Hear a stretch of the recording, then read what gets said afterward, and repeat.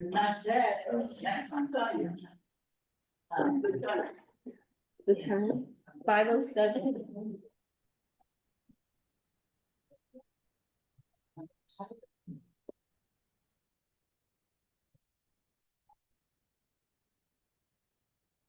Oh. That's it.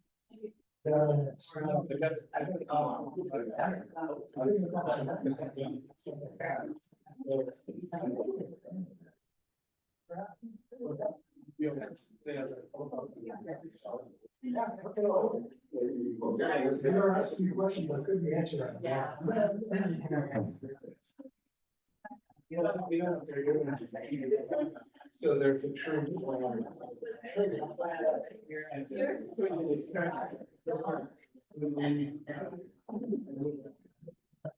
Yes, very nice. Yeah. Yeah, well, it's one of seven. Yeah.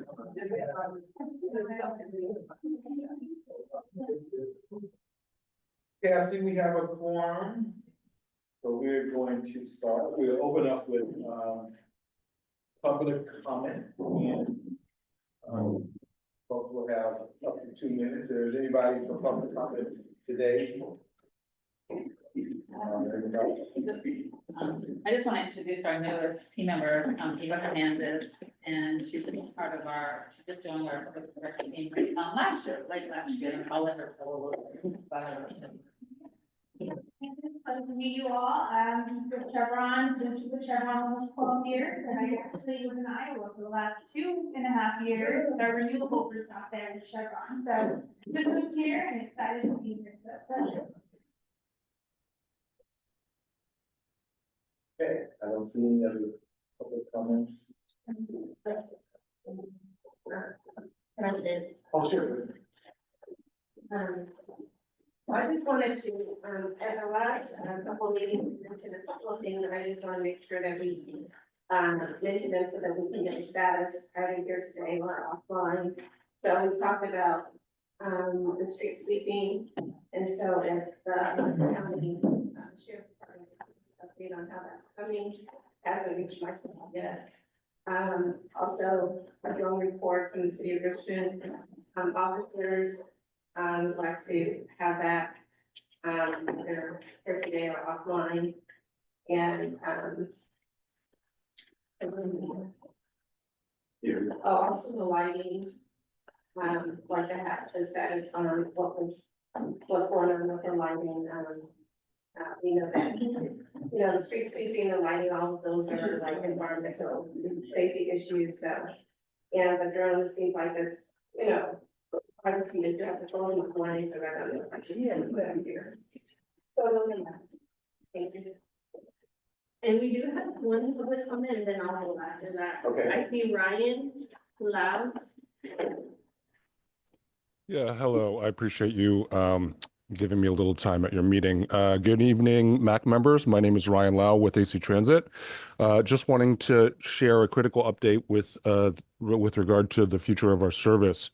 So on Wednesday, June 10th at 5 p.m., the AC Transit Board of Directors will be considering reducing service due to significant budget shortfalls. You may know that the state did issue a loan that is helping to stabilize this year's budget, but still in the next 4 years, we'll be suffering a $200 million deficit beginning in fiscal year 2027-28. So without sustainable revenue, we're facing the possibility of reductions of service of 16% and job loss of 300 personnel. AC Transit's been preparing for the worst case scenario. And again, if no new funding is secured, service reductions will begin as early as June 2027. I do want to be clear that there's no decisions that have been made about any specific routes, but every bus line in the district is currently under review.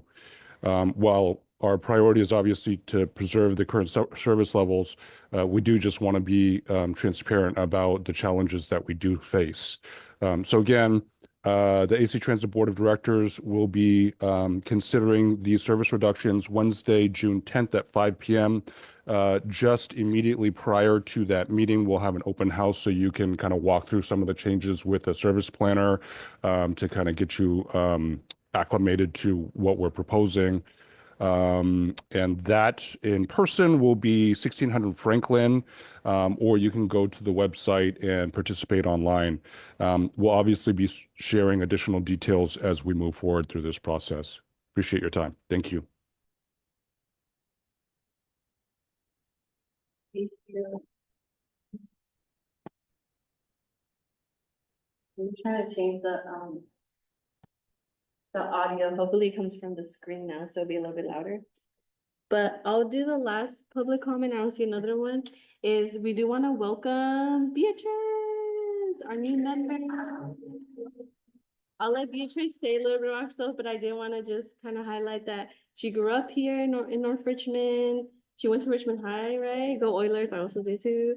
And then she's doing amazing work in the community, and we're just so lucky to have her come bring some of that energy and kind of her expertise and her love for North Richmond to the table. So welcome, Beatrice, and I'll open the floor to give you a little bit of time to. I have a neighbor, I live down the street, I live on 7th Street, my mom's on Forest, and we just have a property now. I live down the street.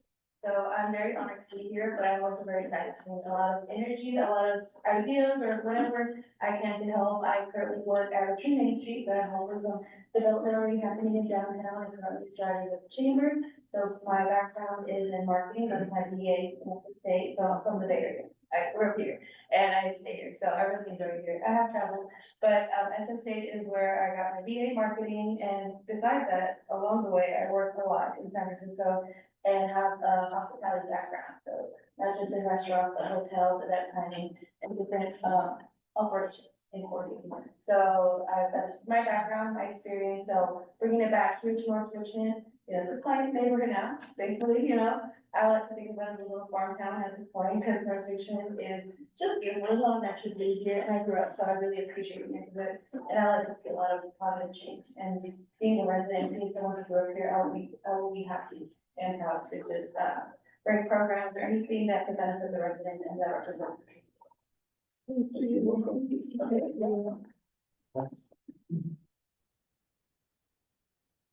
So we have an agenda, and we don't have minutes, we just have notes. We do have the minutes from because we canceled the last meeting, so we have to approve the. I think it's Is that, April. April's minutes, it's not notes, it's minutes. Yeah, and then we could do the. Okay. All right, Should we do roll call? Yes. So roll call, Councilmember Andy Meredith. Here. Chair Donald Gilmore. here, Councilmember Beatrice. Here. And Councilmember. And absent is Princess. And at the next meeting, we'll have a full board, and we're gonna be excited to introduce two more North Richmond MAC members. all right, so I'll set a review and approval and nomination for approval of the minutes and the agenda. If they reach so desire. Thank you, Chair Gilmore. I'd like to make a motion, I'm pretty sure everybody had time to review. And if they didn't, you've given them enough time. So we're gonna approve, I'm asking to approve the April 7, 2026, the North Richmond MAC meeting minutes that was provided, with our packet, with our packet. So that's the motion, understanding. Is that okay? Second motion, there was just something, second goal, I think it was talked about. Okay. Yeah, there was something, it said legal, and it should be illegal, I think it was talking about. So, but that, correction. So noted. Okay, all in favor, I'll do by saying aye. Aye. Passes, we'll move on to item 4, discussion and approval of stipend increase for in our max as secretary. Is there a, Tanya, is there a summary of, the approval that we're looking for the secretary for the stipend? Oh, yeah, I can give that summary. And the people on Zoom said that it is hard to hear, so I would just, I think because there's a little bit more people in the room, so I would just elevate your voice a little bit higher, so that people can hear you on Zoom.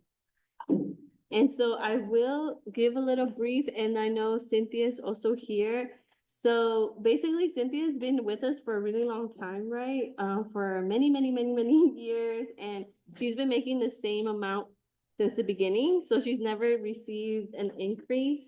And so we looked at our, the North Richmond MAC receives $3,000 every year. It's not rollover funds or anything. It's just like, if, you know, it's money that we get annually for the cycle, for the yearly cycle. And so we use the funds for Cynthia and for the space.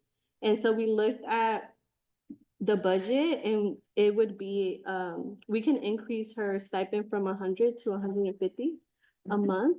And it's something that Supervisor Joya said, great, it looks like we have the budget. And he said, take it to the MAC, right? Because you all are the steering committee here, the council. And so want to get it approved by you all first before we kind of go on to the next step.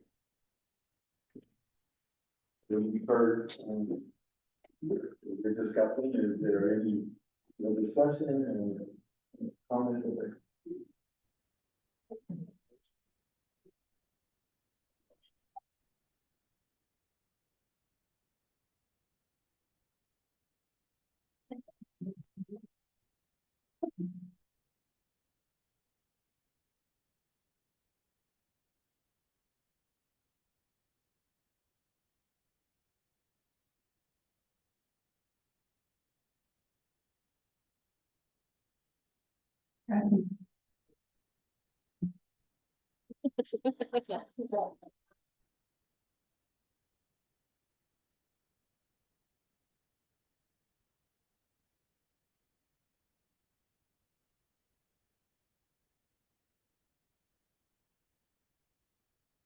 Turn into a party. I'm just playing.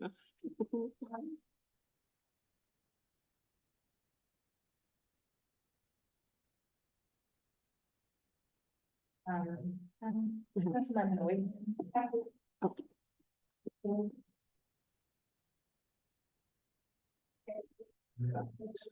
I think Princess is online. I don't know if that's cornerstone. Hey y'all, I'm here. Only for like an emergency, it has to meet like a certain criteria. Okay, what I had to, since we're making it, you know, we look at the judgment, and like our staff just mentioned, that it's been a while since we've had an increase. For the monies that we have in place, seems like we are able to increase her stipend at this point. So with that,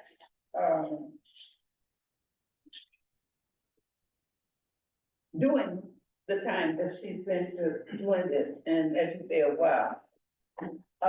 Is it not shown, have we ever gave her an increase at all? We've never had at this point. Not that I'm aware of. At this point, Mm-mm. okay. Well, due to, her being staff, I guess for a good 15, this is about 12, I know it was 12 years. Yeah.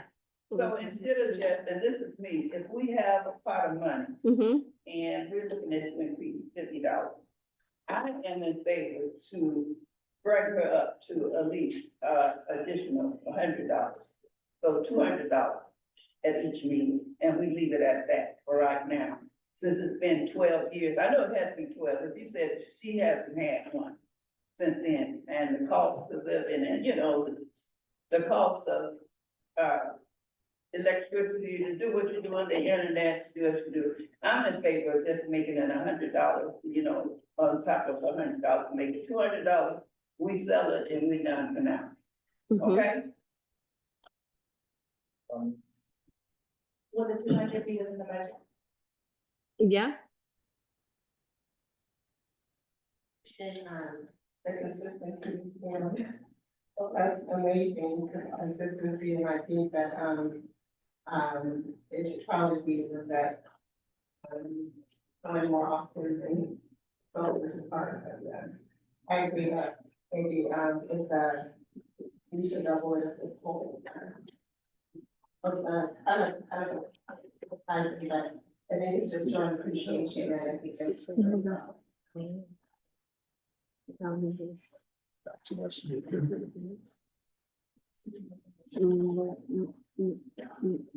This is confirmed what budget. Yes.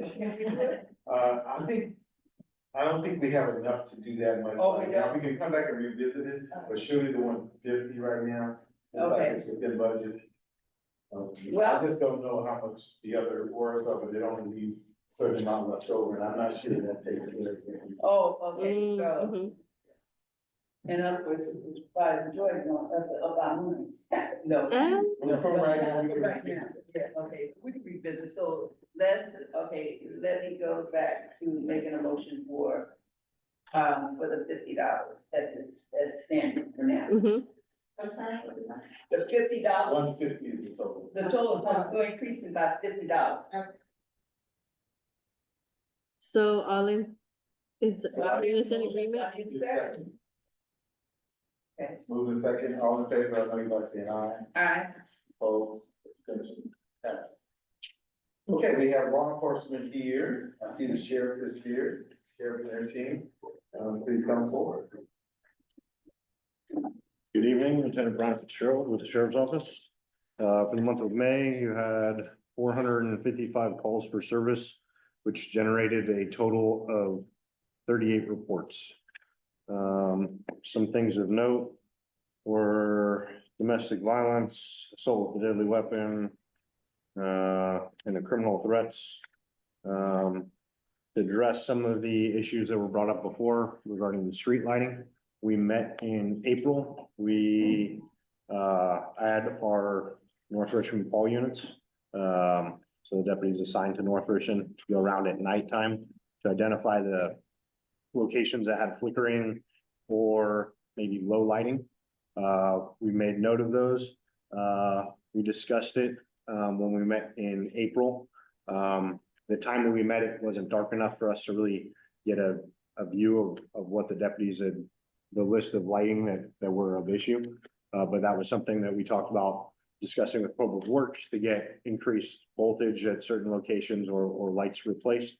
And as far as the street sweeping, that is something we have been working on.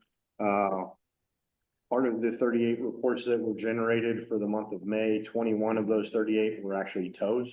That was us coming down and towing a bunch of vehicles that were outside of compliance for various reasons. Kind of clean up some of the junk cars that were on the street parked illegally. So that way we can have the effect of street sweeping where it's actually benefiting and they're not just driving out in the middle of the road. There was another, was it last month? Was it in May when we did impact? Yes. If you want to talk about that a little bit and. Hello guys, I'm Deputy Ironman. I'm one of the North Richmond resident deputies. And so in the month of May, we coordinated basically having the impact team, which is like our traffic suppression unit, to come out and basically do traffic suppression in North Richmond because a lot of citizens have been complaining about people running stop signs and, you know, just kind of speeding through like the neighborhood, like on Fred Jackson. And so we basically organized a task force to come out and identify those problems. During that event, we were very successful. I think we issued approximately, I think it was like 75 citations for stop sign violations, which was the main, basically leading cause of violations for that.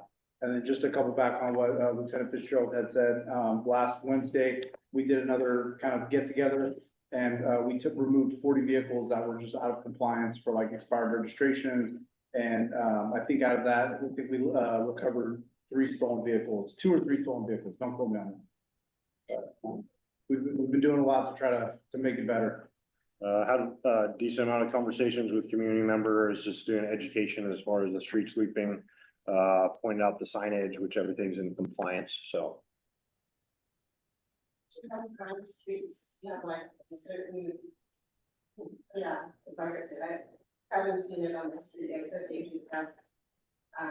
Do you have assigned streets, that you're telling cars from, do you have a list of assigned, like when you're telling what? So what I'll typically do when I'm doing like an event like that, is we usually try to just have everybody kind of spread out. We break North Richmond up into like 4 or 5 different sections. We have like the Henry Martin area, which is usually pretty good. Then we don't have a lot of issues in that, area, but then like over by York and, Vernon and that area, we hit that primarily. And then the Fred Jackson, that's kind of another like Verdi, Fred Jackson to pretty much the track. So, 1 through 7, hitting that area. But if there's like a specific area, you can always get with me afterwards and we can try to, focus our attention on that. But we're just trying to get like the main areas for like around Verdi, the school, and, just entirely, just the entire neighborhood. So I would say it's pretty random, because we have to basically find a car, run the registration, see if it's like, if it meets the qualifications for a tow, for the vehicle code violation, and then kind of go from there. So even though there may be like a problem car that's, there, then we'll either tag it or, if it's eligible for tow, then we'll tow it. One last question, the, by the tracks, there are lots of, tractor trailers, that just kind of drop over trucks and trailers there, is that like a field violation, or is it kind of pre-game?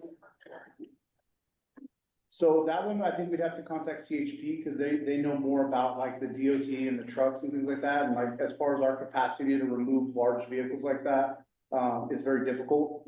Even for like RVs, we have to pretty much wait sometimes up to 4 hours. I think I waited almost 4 hours for an RV tow that I did, a couple weeks ago, or last week, I apologize. And so we don't have the capacity to tow large vehicles like that. So, yeah, but I know what you're talking about right there by Market and the tracks, the different semi trucks. I don't know the regulations for that, but I'll definitely look into it. Questions from the Zoom or up here? Before we go. Okay. Thank you, Chair. I just have a question just for you, and just a comment. I know in the past that we have an ordinance for, music, loud music after a certain time of, evening. And so is that still, have you got any reports from loud music or, The county, anything going on? the current county ordinance has to do with actually construction as opposed to noise. Where it's from 6 in the morning to 10 at night. Outside of those hours, not supposed to have construction noise. The Board of Supervisors is reviewing that ordinance to address noise and decibel levels. They haven't come up with the final of what the amendment to that ordinance is going to be, but once it is, we'll pass it along. So you mentioned amendment, so therefore it has been something in place, so they're just revisiting, so okay, so we look at the construction. I understand the construction, but had we not ever had any loud music? No, We never had an ordinance, so it's been. Yeah. Okay. we always talk about the ordinance, and when we do have music complaints, we have conversations. That was a different jurisdiction. Okay, I'm not holding you off, so that was a different jurisdiction, but yes, okay, thank you. Any other questions? Thank you for your report. Thank you. Okay, so we are going to item number 6. Review and approval. Oh, we have Lieutenant, Lucas. Oh, from City of Richmond. All right. Hey, Who's gonna walk hello. us? Good evening, Yes, go everyone. ahead. Hi, how are you doing? Lieutenant Lucas, Richmond Police Department. I apologize for not being there in person. I had a family emergency and I couldn't get there. I wouldn't have been able to make it on time, so this is the best I could do. So for the month of May, the Richmond Police Department responded to 499 calls for service. Out of those 499 calls for service. There were 41 incident reports that were generated and 17 arrests. There were 9 citations that were also issued. Some of our top calls for service in the area were for 911 disconnects. We responded to 65 calls where someone dialed 911 and then hung up immediately. So we checked in on those. There were 60 traffic stops made for various reasons. We responded to 33 disturbance calls. Our parking enforcement officers responded to 30 parking violation calls and issued 23 citations and towed 25 abandoned vehicles. Officers looked into 16 suspicious vehicles calls and 11 unwanted persons calls. For our top incident reports where officers were taking reports, there were 4 auto burglary reports, basically where someone broke into someone's vehicle and took items out of that vehicle, but there were also 4 stolen vehicles that were reported as well for the last 30 days. Excuse me. There were 2 assault with a deadly weapons, 2 batteries, and we responded to 2 calls where someone was in crisis with mental health crisis, excuse me. Those 2 calls were handled by either A3 or by our new ROC organization. They're reaching out with compassion and kindness. So officers showed up, determined that it was a call that was better suited for non-emergency personnel, and those agencies were responded and took those calls over. Couple of highlights. We've received a number of complaints in regards to the encampment that has kind of reestablished itself at Castro and Hensley off the Parkway. We've sent folks out to off services to individuals that were there, and I got a report back today that that encampment is going to be abated by the end of this week, and the individuals will be offered temporary to permanent housing as well. There's also been an agreement made where the county will go out and the city will go out on a routine basis to just check that area and offer services to anyone who's still remaining in and around that particular area. What else? We had the soft opening of the park that took place last weekend. With that, the Richmond Police Department has entered into an agreement where we will be conducting basically routine extra patrols through the park. It's going to be foot patrols and as well as driving around twice a day, once in the afternoon and once in the evening after the sun goes down, to ensure that there's no vandalism or people hanging out in the park and misusing it until we have the grand opening in July. I believe that's July 11th. That also coincides with the Blues Festival as well. Other than that, I don't have anything else to report. I take any questions if you have any this time.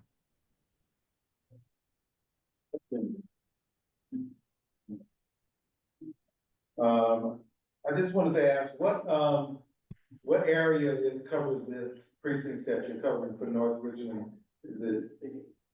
What are the boundaries that you? Oh, okay. So we're talking from, I'm looking at it now. So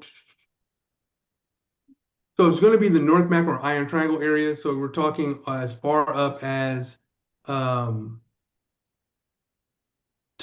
below Market, and it goes from right below Market or between Chesley Avenue as far south as 7th Street, and then from the Parkway up to the tracks, which would be right at 23rd. Okay, so it takes in part of the Iron Triangle. I'm sorry? It takes in part of the Iron Triangle? Is Chesley part of the Iron Triangle? That was the question. I kind of reverb. Does it take in any part of the Iron Triangle? I'm just trying to segregate North Richmond from the city. Triangle. No, so the Iron Triangle is going to be a part of Beat 6. which is just below Beat 5, which you're located in. So the beat goes up to Seventh Street, right? Yes. This particular one, okay. That was my question. Okay. Any other? Thank you so much. Glad to have you here. You're very welcome. Again, I apologize for not being there in person. I'll do better next month. Okay, thank you. Does anybody see? No, That's it. All right, now we'll move to item number 6. That's the permit, which was attached. Is somebody here for that? There's no one for the first permit, and there was no one on the application besides, Planet Solar. And it's maybe I'll move to I'll talk about it. But it's, owned by Acres LLC Park. They don't have a contact information in the application. And I reviewed it, and it looks like it's a vacant property, kind of in the industrial part of North Richmond. And they are wanting to install a solar panel, but they're not gonna connect it to the grid or anything. I think they're just doing kind of like a pop-up of it, and then they're just gonna take it away and leave the land as it was. So it's kind of like this temporary thing that they're gonna install. I think, look how it looks, and then just remove. It's not meant to be there and on the grid, is what I read from the. So it's just for that activity? Yeah, and I guess maybe because of the size of it, right, and it would change the use of the land temporarily, but because they're solar panels, right, so they're gonna collect energy, but they're not gonna be connected to the grid, it's just a vacant lot. If you see, there's a picture of it, it's right there in the industrial area, and it's just a vacant piece of parcel. I'm happy to, in retrospect, I should have invited the planner, who's Diana, but they didn't include contact information from them, which they usually do. So I'm assuming that maybe because it was like something very non-intrusive, that they just are doing it in-house, kind of county. But I don't know, what are your thoughts?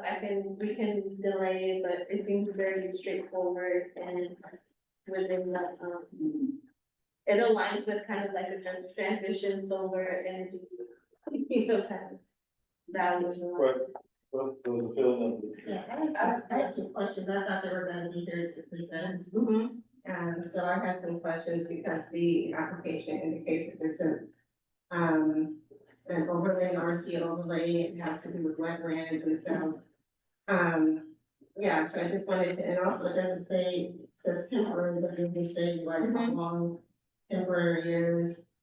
It says it's in a flood zone, so. So we can have them come back.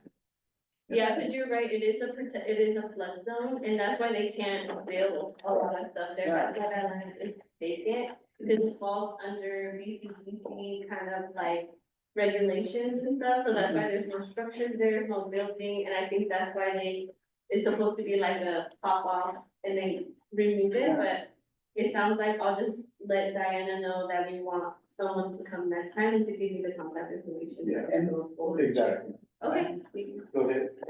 And, thank you, Mr. Chair, and thank you, Chad. And for them to be a little bit more, their information is not, I haven't really gotten a chance to really look at it, but it's really not explaining, exactly what they want to do, especially the use of that land, only to use it temporary, and to, what is the benefit other than for them to pick up solar energy and then disappear?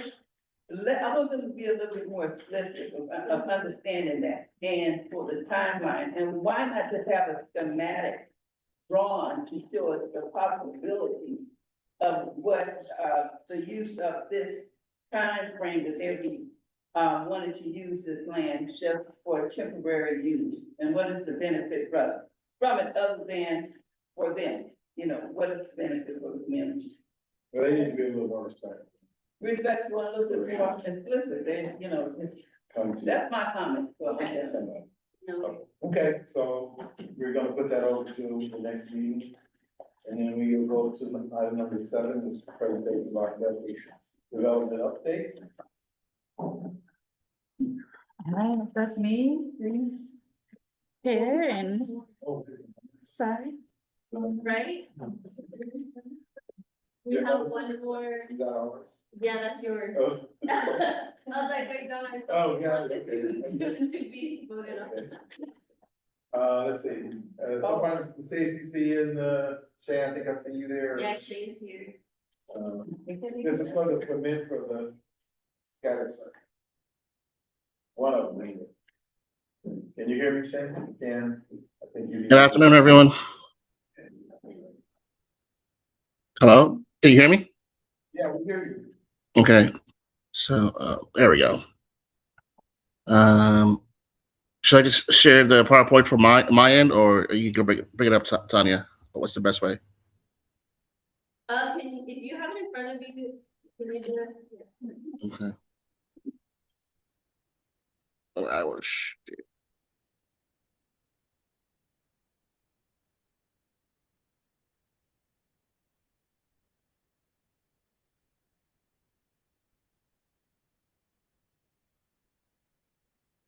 Is it all visible? Yeah.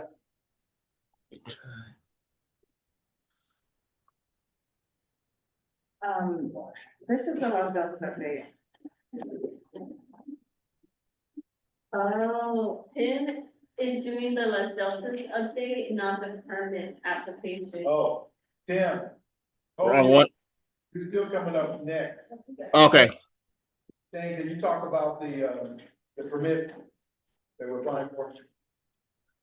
Yeah, the permits that we have the planning approval on a couple of the lots, but we're still waiting on official building permits. We have to get some engineering done, but we should have secured the permits hopefully by the end of this month on the duplexes. So this, can you introduce yourself and then talk about the site? And what we have Talk about. planned? Did you introduce yourself and talk about the site that we're getting the approval for? The site that. Shane, it's gonna be the request for approval of a 4-foot side yard where 5 feet is the minimum required for a new carport. Right, so we don't have to have that setback anymore because we changed the size of the carport, so it's not a requirement to get that setback voted on anymore. So we got our planning approval, and we're able to move forward to get the building permit approval without having to do the variance because we changed the size of the carport. There was no need for the variance anymore. So does the county know that? Because they still have put in the request here. Yeah, we got an email from them saying it's no longer required because we changed. I believe it was Maria. I don't have the email in front of me, but Maria had said it's not a requirement anymore for us to get the variance voted on because we changed the size of the carport. That's why we have our planning approval. That's why I went ahead and moved to the building permit process now. Okay, it seemed that there wasn't communication before this came before. It sounds like it's not needed. It's not needed anymore. It's not needed anymore, correct? Okay, and Shane, can you just introduce yourself just for the audience, please? I'm sorry, Shane Sutherland, CRO with CHDC. Thank you. We will move to the Los Deltas updates. Okay. Good evening, everyone. I'm Bee Coleman. I am the Partnership for the Bay's Future Fellow that is working with and coordinating the Los Deltas redevelopment project till the end of this year, actually. I'm in a 2-year fellow program. I kind of took over from Hannah, who many of y'all may know. And I am the new Hannah, so I've been introducing myself if folks are familiar with the project. So I don't know if we can get the slides up, but I'll just do a quick intro. As we know, the Los Deltas project does come with an affordability preference and a local preference. And just as a sidebar, we have been offering a monthly office hours for the community and the public to come and talk directly with the 4 developers, get connected to any of the homebuyer education services or financial counseling or credit repair and things like that. You can move to the next slide. So that has been happening at the CHDC Community Resource Center on the 4th Thursday of the month. We have kind of moved it to Zoom, where we haven't really been seeing a lot of people come and take advantage of that as much, but of course, we don't really have a lot going on in terms of the sales just yet, so maybe that makes sense, but folks can reach out to me directly if they do want to make an appointment for the 4th Thursday, or if they just want to get in touch directly with the developers. If we look at the next slide, is a summary of the eligibility, which again is folks who are from and were displaced from Los Deltas during the closure, have the first preference to buy these homes back. The second preference goes to folks who are from or live in North Richmond now or work in North Richmond now, as well as people who may have had to leave and were displaced from North Richmond. So those 2 groups get the preferences to buy these homes back. And then after that, the general public.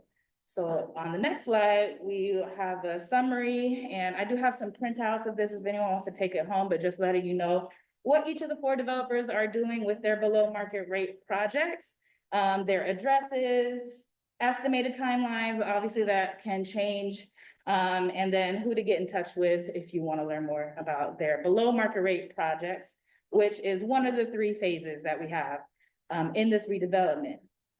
So next slide. Before after you could get closer to this. Sure, yeah. How's this? Sound better? Okay, and we'll take a look at the next slide. So as we know, the 4 developers are CHDC, Richmond Land, Richmond Community Foundation, and Richmond Neighborhood Housing Services. All the developers have 3 years from when they close on the property to actually redevelop and then sell them back. Again, those local preference policies for who buy them back. And then there is an income cap as well of 80% AMI on those homes. That's good for 20 years. So if anyone was to sell them again, they would also have to sell them back to folks below 80% AMI. And next slide, please. That AMI is the area median income, and that's just an affordability metric that is kind of used universally by the Housing and Urban Development Department in the federal government, but basically affordable means anything below a market rate, and that eligibility means it's only affordable if people are paying no more than 30% of their income. So if we look at the next slide, these AMI levels raise every year. So we just got updated for 2026, but whenever those homes are being sold, that income level at the time will be what we are basing the eligibility on. So for now, in 2026, single person household, 80% AMI is $95,000. So that would be the cap. A 4-person household is at $135,000 and $750,000. So usually around April and May, these values change. So just bearing that in mind, but that would just be the maximum amount a household can make in order to qualify for the below market rate homes. Next slide, thank you. Yep. What would we be saying? Is there a separate, are the numbers the same for Contra Costa County? These are the numbers that are used for Contra Costa.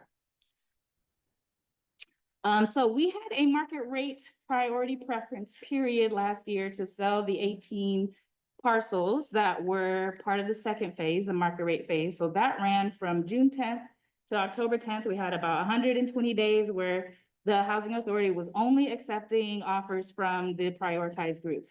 It's nice to see you here, Beatrice. I think maybe we talked when you were trying to get things moving with your sales, but we got 17 offers that were from folks that were qualified for the preference, which actually really blew our expectations out of the water. And we're really excited to have that outcome where there were no foreign investors and there were no outside actors that were able to put in, they tried to put in offers, but they were not accepted. And as of this point, 8 of them have closed. So the rest of them are in escrow, and we are working with the realtors and their teams to do our best to close the rest of those. And I'll move on to the next slide, please. Are there any questions on that? Okay. All right. Yeah, I know. I'm really proud of that. I think that's a really amazing outcome. So for the main campus, last year, the main campus developer was selected. It was CHDC in partnership with Eden Housing.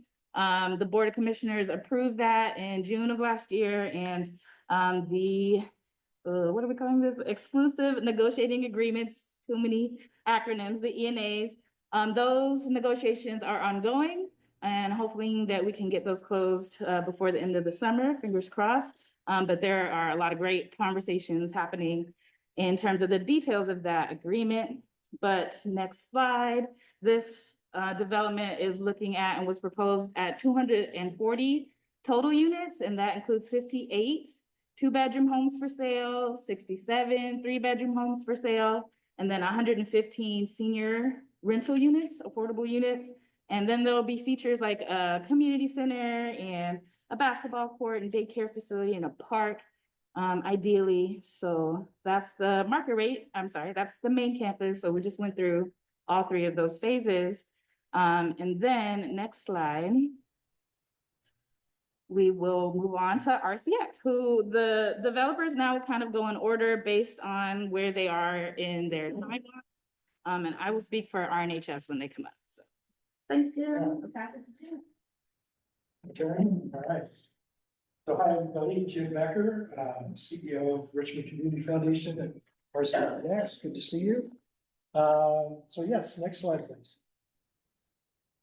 So Closer to the owl, just. oh, closer to the owl. Okay, all right. Am I standing in front of, where's the camera? I don't want to block people. Okay. So we've got, we have a duplex, which is literally across the street here, which is finished. It is accepting offers now. The only thing that's left to be done is to put the solar on. PG&E hooked us up last Friday, finally, after waiting since last December to get it done. But they hooked us up. So solar goes up, and we hope to have families in there within 30 to 60 days. So we're selling that as one unit. So the homeowner can live in one unit, rent the other one to friends or family or whatever. Our one off Fred Jackson Way is just about done. We're about 3 weeks away from finishing that one. Same with 4th Street. Giramita is further along. Half of it was burned, so we had to rebuild basically the whole thing. But Giramita is still going to be a ways out. But there are 4-bedroom, 1.5 baths. The duplex are 3 ones. And the other challenge we've had, and this has happened twice now. So Christmas Day, someone came in and stole all the wire from the outside of the unit of the duplex. So we had to have that replaced. And it just happened last week on 4th Street. So there's still people going around stealing the pipe, stealing the copper wires that hook up the electrics. But that's okay. We'll deal with it. But next slide, please. So several of the banks in the area are doing special financing. So we have California Bank and Trust and Mechanics Bank in particular that have done some work for the house. We also have a two down payment assistance funds. We manage one for US Bank, and we have one which is the Black Wealth Builder Fund. So for home buyers, we can add an additional $30,000 to what they bring to the table to help continue to move the affordability button. So next slide. Yeah, well, this is Mechanics Bank's piece. Sorry, the other one was Cal Bank and Trust. So basically as low as 3% down. You can also qualify for other down payment assistance besides ours. So I know that Mechanics Bank now participates in the RIchmond program, so they can add an additional 32,000 into the mix. So again, affordability is more than just the cost of the home and the construction of materials. It's also about how do we buy down the mortgage. Next slide. So this is an example of the duplex. The let's see, scrolling down, you can see where, and this doesn't include Wish, but this includes California Bank and Trust. For example, they'll do lender credits. They've got title fees. They give those back to the home buyer. There's 30,000 from us. So it gives folks a comparison, and this is actually wrong. It's actually 690 for the duplex. Next slide. This is Mechanics Bank's version of that, what the estimated payment might be, property taxes, homeowners insurance, etc. And again, these numbers are approximates because whatever the buyer comes in with in terms of credit score and everything else is also going to change these numbers. So I know SparkPoint, CHGC, and RIHS work hard to get people to that point where they've got a decent credit score, their debt to income ratio is really low. So by the time people come in to purchase, they're ready. Next slide. I think that might be my last one. Oh, no. You can go to the next one. These are just, again, price comparisons. Okay, site design. I'll finish with this. So we also, for the duplex, we've set it up as an advanced energy home. So not only do we have really high-end insulation, but we also have low flow water, toilets and showers and sinks. We are outage prepared. So in addition to the solar, we have battery storage for the duplex. We have all smart thermostats, smart plugs, smart appliances, high efficiency appliances. The units come with washer and dryer, refrigerator, stove, oven, garbage disposal. I think that's it. Yeah. Next slide. Oh, and these don't, this gives you an example of sort of what other features we have. So it's all electric, right? No gas. We have heat pump water heaters, induction stoves, solar panels. Unfortunately, these don't have garages, but typically if there's a garage, we also put in an EV vehicle charger in the garage. Because these don't have garages, putting those outside unfortunately means they're probably going to be stolen because they really need to be inside. People steal the wires, they'll take these as well. So that's unfortunate, but yeah, they're pretty well. We use mini splits for heating and AC. I don't know if folks know what mini splits are, but they basically do room by room in a zonal area. So whatever room you're in should be comfortable. Next slide. That might be it for me. Oh, and that's how to get a hold of us. So thanks. Questions? Oh, yeah. Questions? I see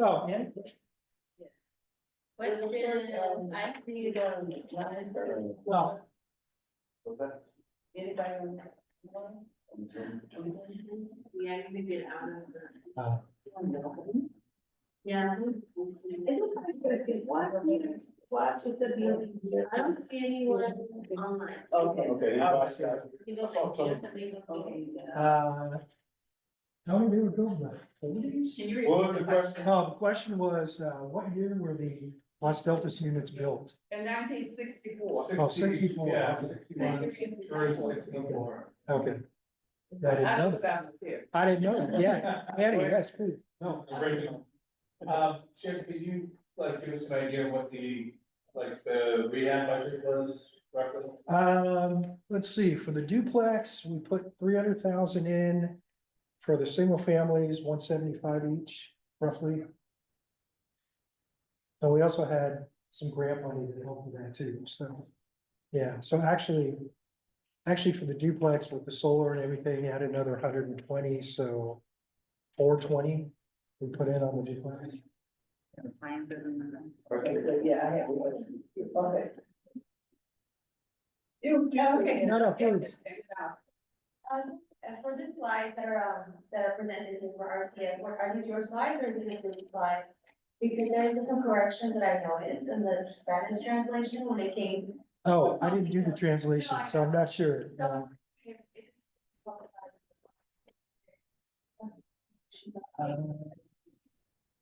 We can always work with B, to fix any of those little things, because I know there was also like a price thing that was up there that you caught, and then we can Yeah. send it to everyone. And then I think this is an excellent series of presentations you're gonna hear from each developer, and then we can really publicize this presentation. Yeah. Yeah, so making sure that information is correct, so when it's translated, you get the right numbers, series, and just the right idea of when. How many rooms we've done, right, it's the wrong room count that, but. the the number- room count's correct. The Not three- Spanish translation, that's what I'm referring to. Oh, what's that? The Spanish translation. Oh, the Spanish translation was incorrect. Okay. Gotcha. I'm not sure who did the translation at this point. Yeah, Yeah, so you can guarantee they're gonna be approved before they get to the public, and so. Yeah, sure. Well, this is the first time I've seen it with the translations, so appreciate that. Since you doesn't have a garage, you don't have air conditioning with parking, so is there like a sideboard or? So we have off-street parking on all the units. That's how they were originally built, so we didn't add a garage or anything to it. That's additional cost and expense, but, no, but what by having the charging outside, it's a little challenging. It's better to have it in the garage for safety reasons. So how do so the charging outside, right, is that what you're saying? There's not. They're not outside. Oh. No, it needs to be inside. Okay. So when we don't have a garage, we don't have any. Yeah. Thank you. Okay. Now, hi, Jim. Hi, Annie. Good seeing you. You too. Go way back. Yes, ma'am. So my two questions to you, from what you've shown, and I know it's a lot of acronyms that has, I mean, when people look at it and they look at the acronym, they don't understand. Yeah. The same as the RCF, you know, and that's the Richmond. Community Foundation. Right. Yeah, okay, Community Foundation. Yes, ma'am. Okay, and that's Mr. Becker. So by saying that, I know for looking at the duplexes there and the possibilities, I know that, I was around when Los Deltas was being built. That's telling my age, but I was around. And, they do have driveways. I mean, you know, you were asking about parking. Each one have driveways, so they'll utilize the driveway. And upon their purchase, I'm pretty sure it's no stipulation where they cannot add a garage in order to house for an EV, vehicle. The other thing that, I was just looking at for the duplex, and you mentioned if someone was to buy a duplex and rent the other part of the duplex out, what is the going, you know, what would be, do you have an idea, or this is too early to actually predict what the amount of, rent would be? For that duplex, for people to get understanding, this is an investment, and you will start at a low end of, paying for that rent. Do you have any idea what it may be worth, and what is the amount for a complete? I thought it was 400, is it 400,000 for that duplex? The duplex is 690, so the both units. 690 complete. Both units complete. For that duplex, okay, so you cut it in there. Okay, so that's just my question to you, you know, you Okay. don't have to expound all the way, but I saw it and I thought, Yeah. you know.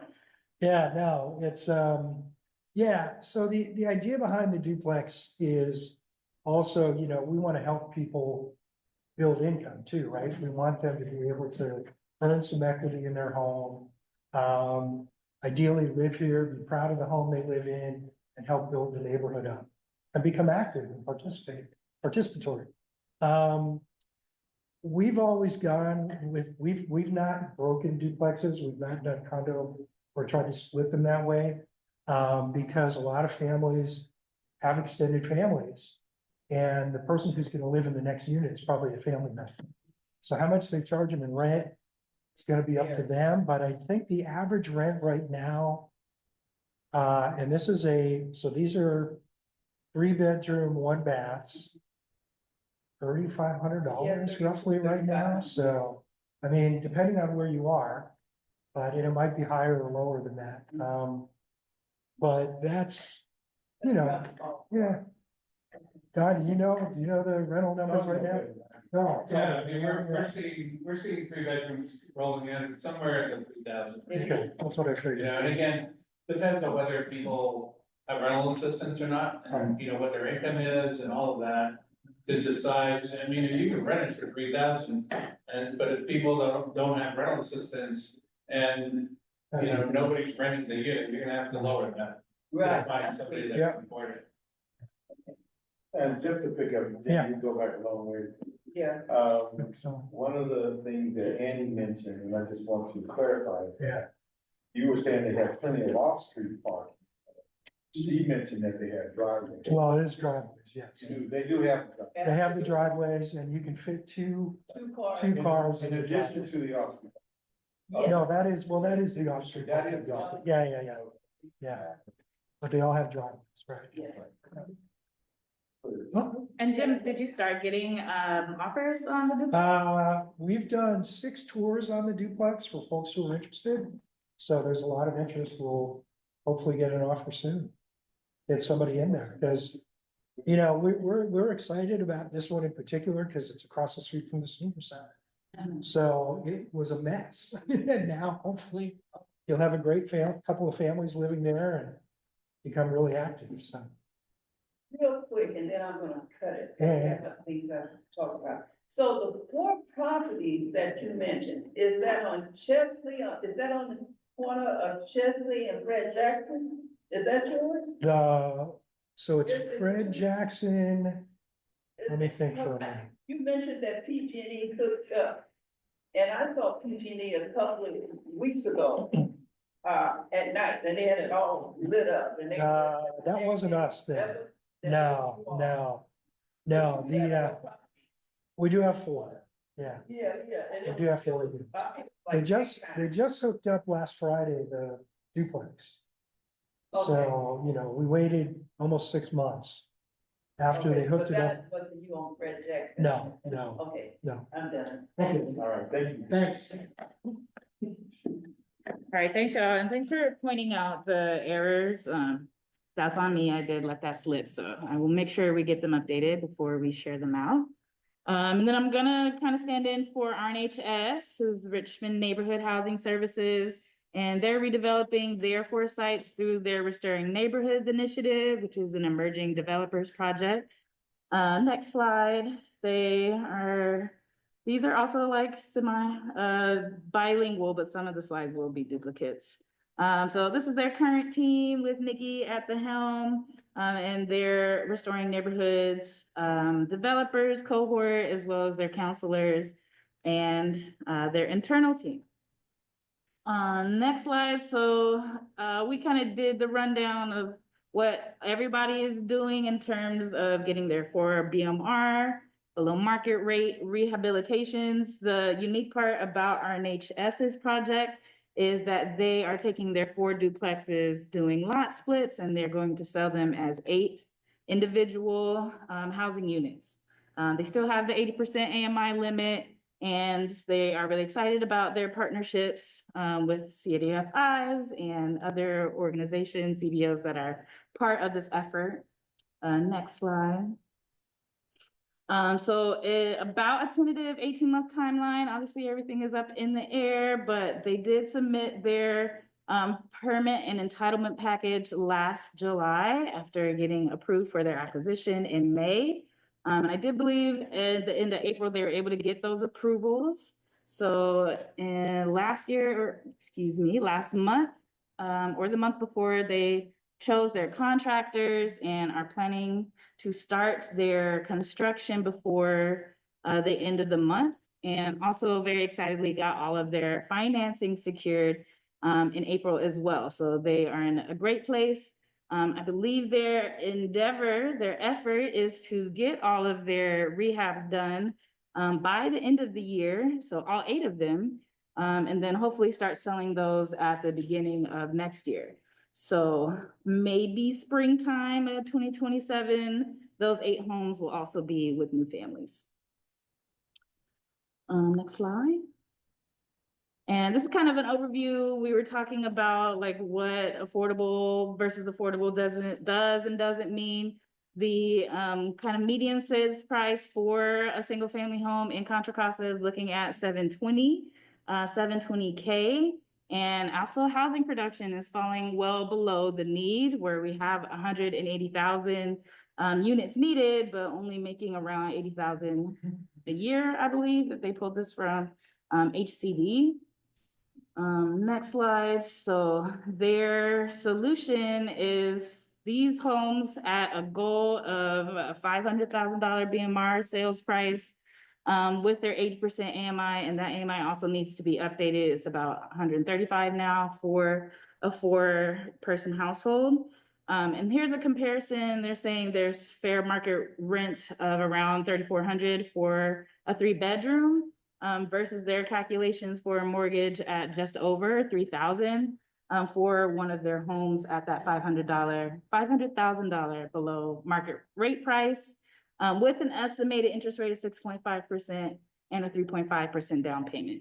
Obviously, that means we need down payment assistance, like Jim was talking about, and some creative financing, but could be looking at around $3,000 for a mortgage. Next slide. So their 4 properties are in the green here, and they will be starting with the 1547 6th Street, 1549. And like I said, really hoping to do those back to back so they can get them done end of the year, beginning of next year. Next slide.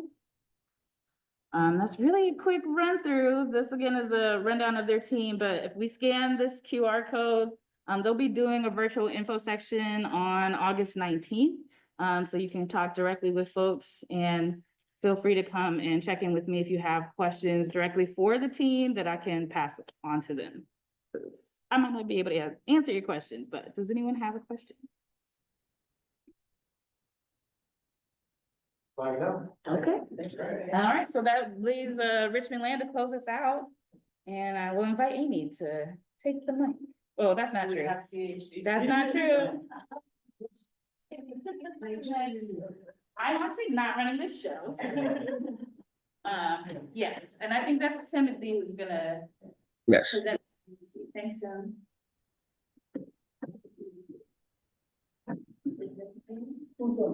Tim, can you just say next slide and I'll Okay. Sure. Good afternoon, everyone. My name is Tim Moreau. I'm a senior project manager with Community Housing Development Corporation. Yes, so CHC also was awarded 4 duplexes. And if you look below, you see the addresses. Most of them are actually right behind our offices, parallel to Fred Jackson Way. Next slide, please.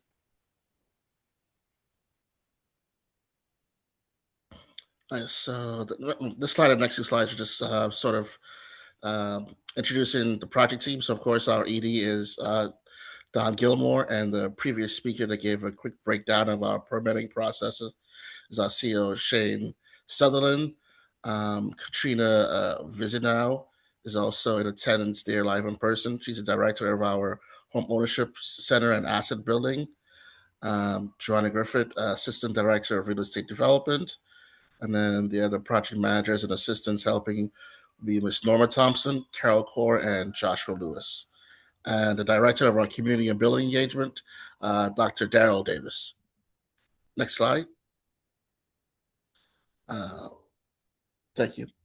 Yes, so this breaks down of quick bio of CHC. We've been in the community for 30 plus years, providing affordable housing and creating and sustaining vibrant communities for low to moderate income individuals, seniors, and families by providing high quality affordable housing with economic development and supportive services.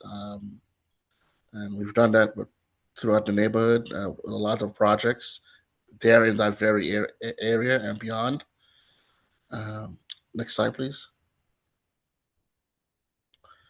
So, as I previously stated, we were awarded 4 duplexes. Would be for first-time home buyers at 80%, at least 80% area median income or below. Priority will be given to preferences for people who were displaced at the time of closure, and then current or former North Richmond residents and the general public. The sizes of the units will range in 2 to 3 bedrooms with a kitchen, living room, and 1 bathroom with a carport. Each duplex will be sold to one buyer, and the buyer will be able to rent out the additional unit that's for each duplex. Next slide, please. And this is a breakdown of our current timeline. So I'll start more current. We got the lot splits just past May. Design approvals, as Shane said earlier, past May. We're in the process of securing our last bit of funding. And then we are also in the process of getting our selecting our GC, which is a general contractor. And we're looking to start construction later this year in September, with a completion slated for April of next year. And current marketing is ongoing through our home buyer sections. Also, along with the community involvement, that's still also ongoing. And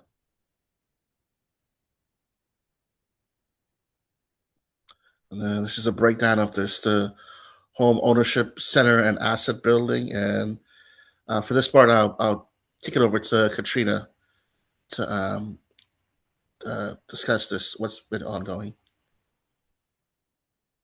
And Katrina, please move to the owl so people can hear. Good evening, everyone. My name is Katrina. Closer to the So they're close. Here I am.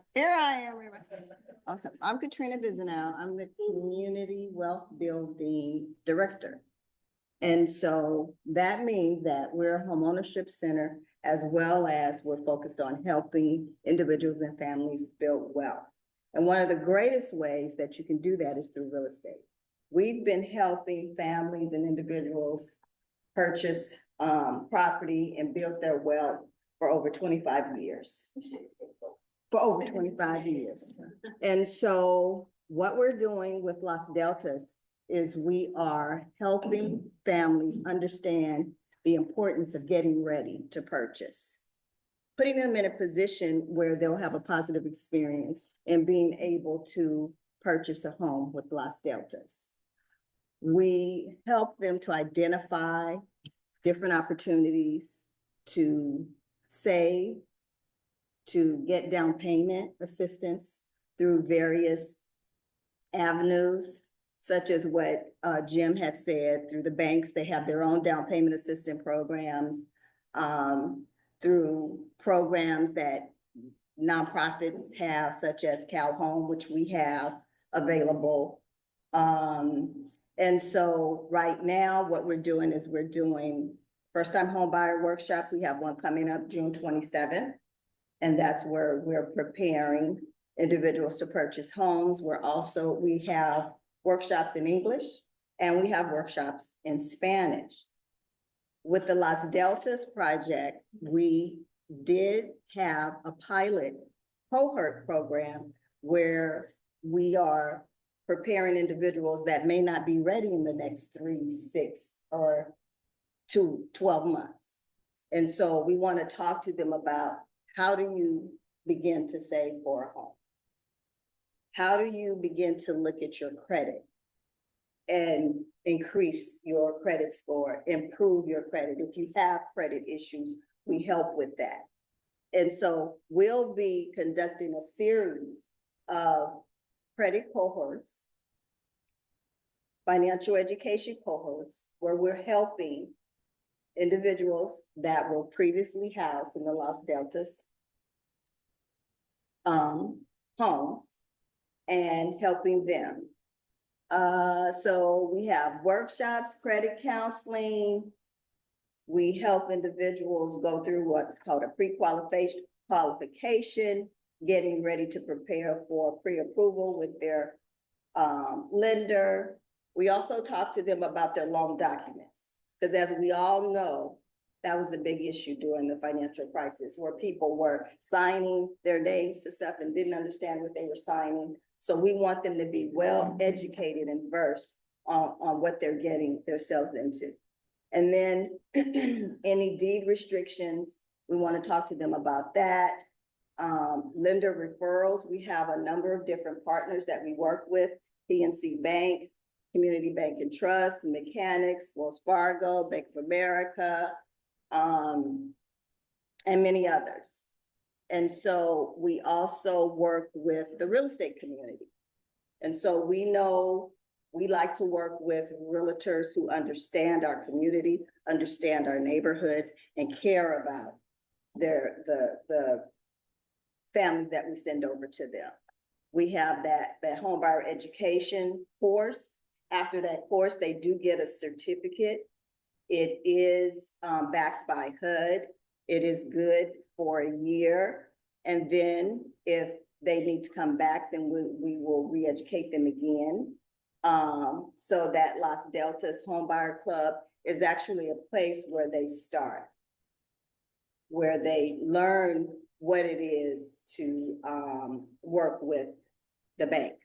They learn what it is to work with the loan officer. They understand, you know, what's involved in a pre-approval. They understand how to work with their realtors and their lenders.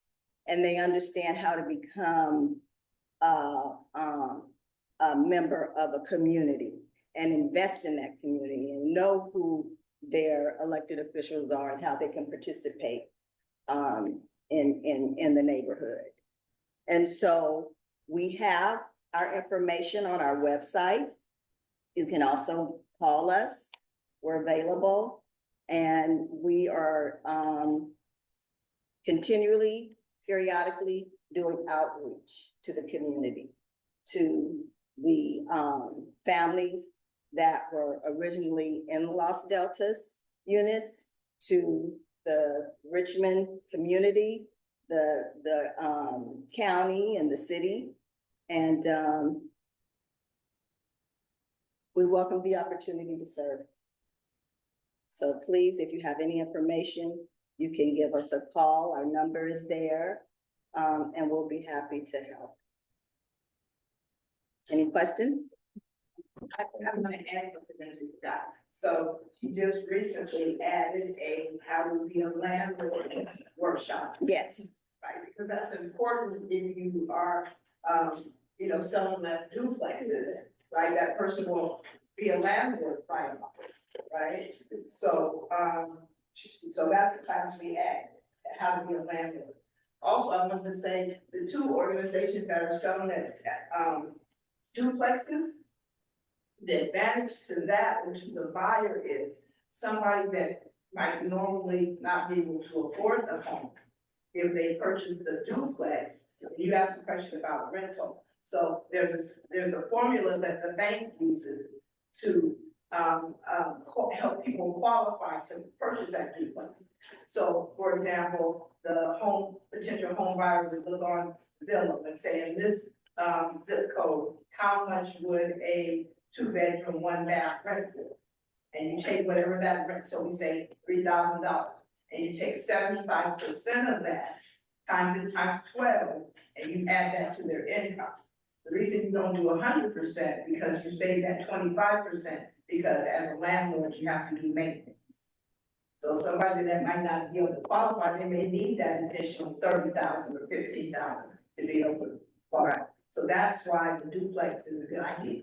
And so what happens is the lender will take that 75% of that rental income and add it to their income to qualify. And so that allows them to qualify for the purchase price and add a higher.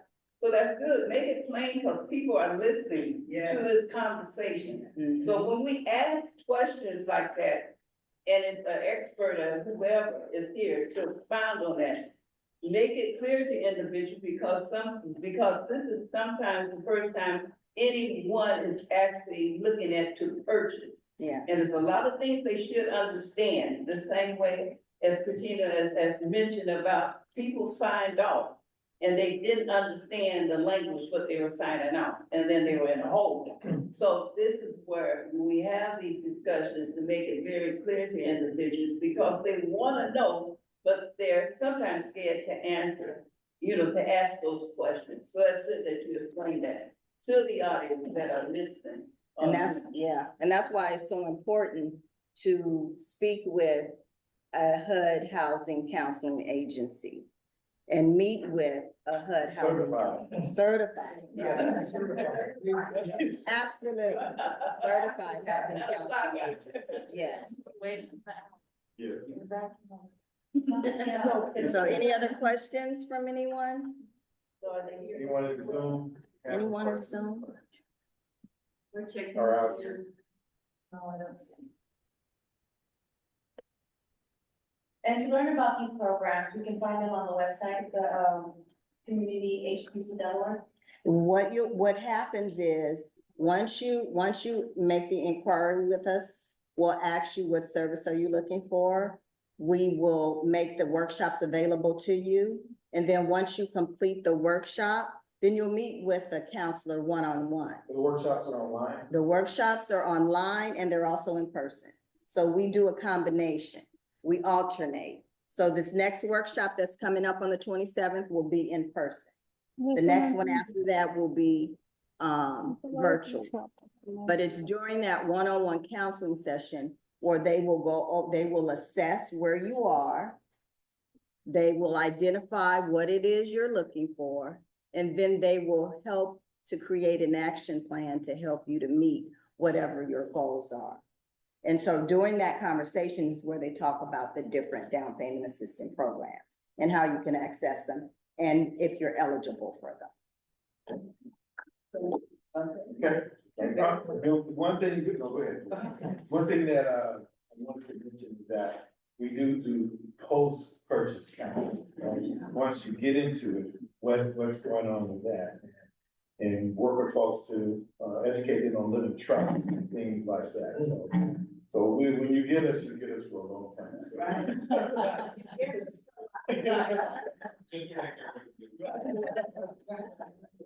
And we're gonna, and I do have to comment on staff, I don't wanna be biased, but CHDC has been doing this. Community housing development has been doing this for many years and has been very successful. And we are known to be exemplary within our work. So to the staff, and to the ED, I would just like to say, you couldn't get a better organization to work with you in order to become a homeowner. She's biased. She's all right. I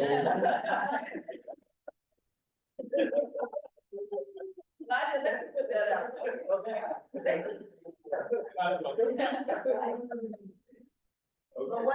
let me just say one more thing. What I can say is, for the time that I've been here, and I've been here since 2004,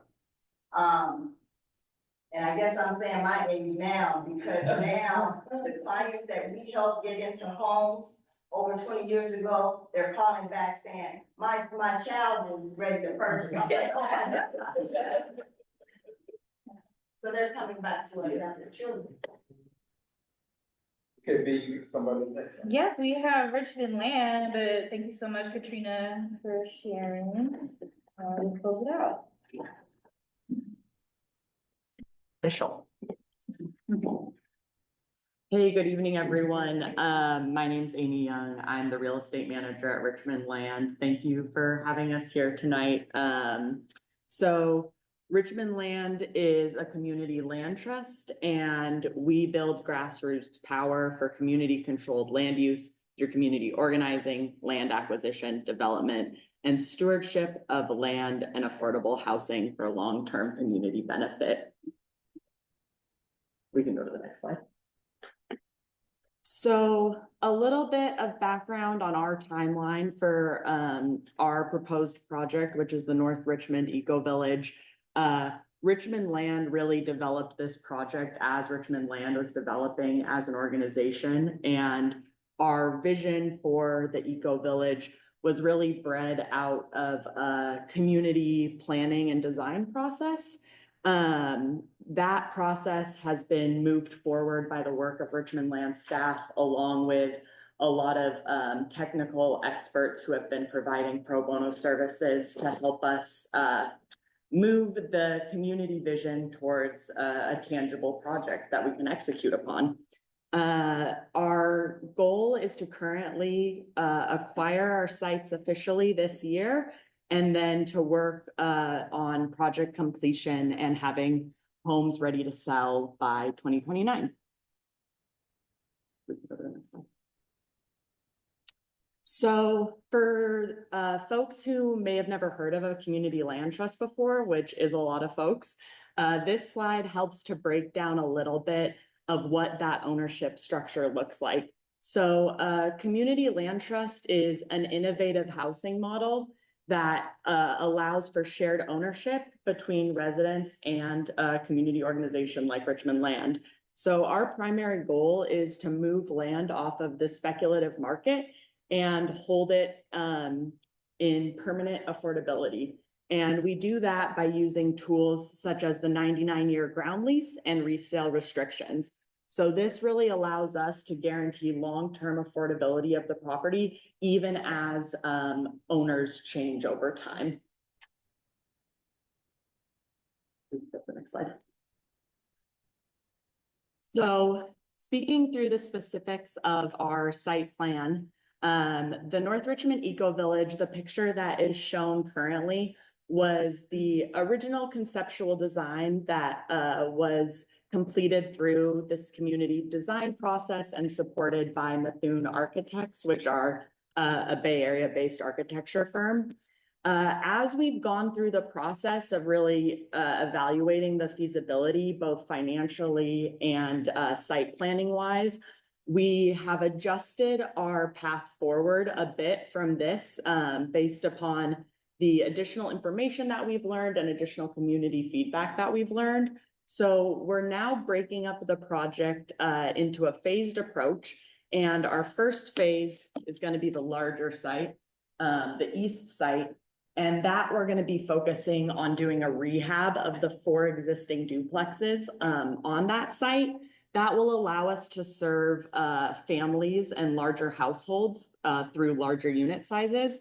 And then the west site, which is the smaller site, we're going to be still focusing on doing new construction and of smaller square footage homes, allowing for smaller household sizes on that site specifically. And for that site, we're also really looking into innovative building models such as modular or prefabbed manufactured homes. And that would allow us to just get creative with how we site these units on this small site. And we are sort of in conversations learning what those options could look like.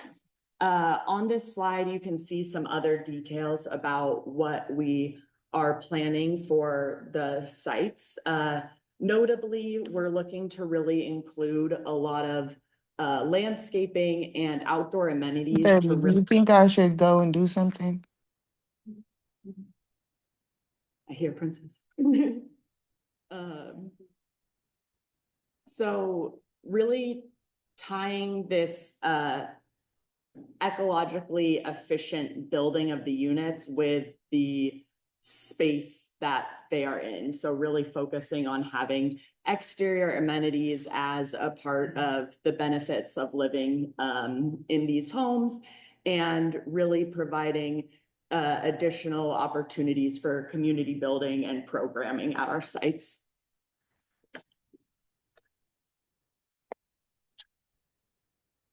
Oh, this is the updated slide. So everything I just said is captured here. Again, just sort of reiterating what side will be the rehab focus and what side will be the new construction focus. We can go to the next slide.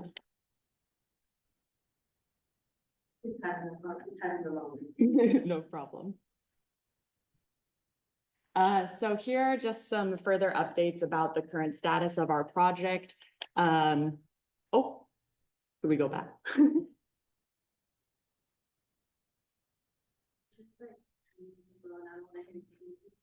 You're good. But it's in Spanish? It's one more side.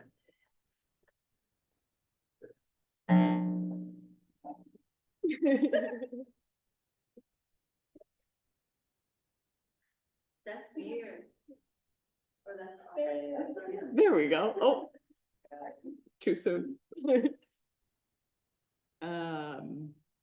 Okay, gonna speak quickly before it switches. A big focus so far as we've been in our sort of pre-development and acquisition phase is really continuing to engage former Native and current residents. We recently participated in the Not For Us, Without Us community series in North Richmond. And through that process, the community voted to help prioritize this project for moving forward and for funding as it becomes available.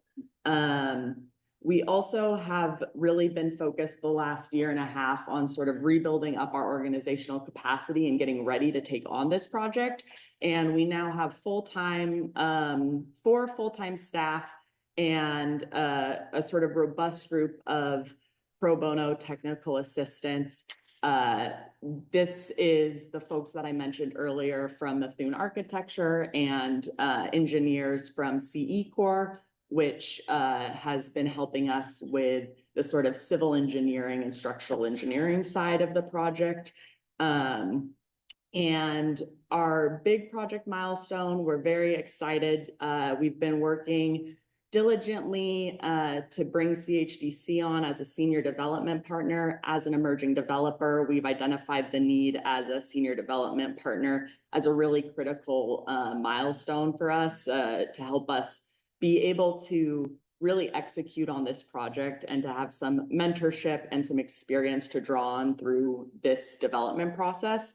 And we've also been updating our site design with the support of Methuen and have begun applying for financial resources. We're lucky to have had the opportunity to apply for the Bay Area Air Quality Management District grant that was available this past month with a group of applicants led by the county. So that was a great process for us to go through, and we'll keep our fingers crossed about how our application performs.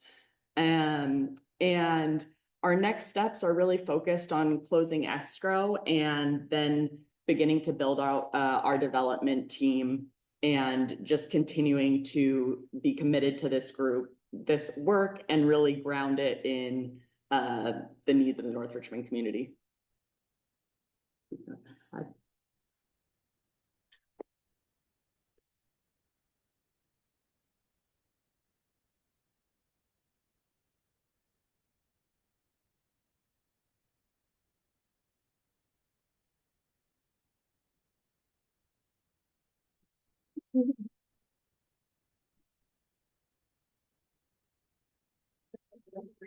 All good. The next few slides are just some information on how you can stay involved with Richmond Land. We're a member-based organization, which means that our members have a critical say in how we move our work forward. And there's also a lot of opportunities for volunteering and engagement, whether it be through fundraising support or through other community events that we participate and host.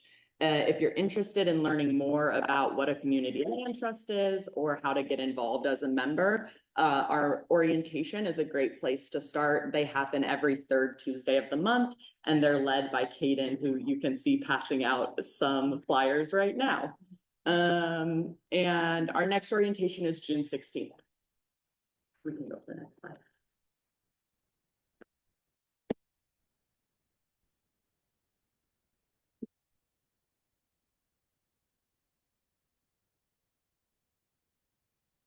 One more. Okay, perfect. And then this is just a quick list of additional resources. The membership form is something that you can also sign up for at one of the orientations, or you can sign up here first and then attend an orientation. This other link is for the NAREV interest list. which will help us to know to reach out to you about being interested in opportunities at the Eco Village as they arise, whether that be for input on the design and planning process, or ultimately when homes become available for purchase. And lastly, we are in the works of putting together a community land trust specific homebuyer program with CHDC, so you can learn all of the benefits from a traditional homebuyer program with an additional focus on what it means to be an owner of a CLT property. And that we have an interest form available. And if you would like to learn more about that opportunity, you can sign up here. And I think we have one more slide. That's just a rundown of staff and who we are. But I think that we're good. Yeah. Any questions while we wait for that final slide to pop up?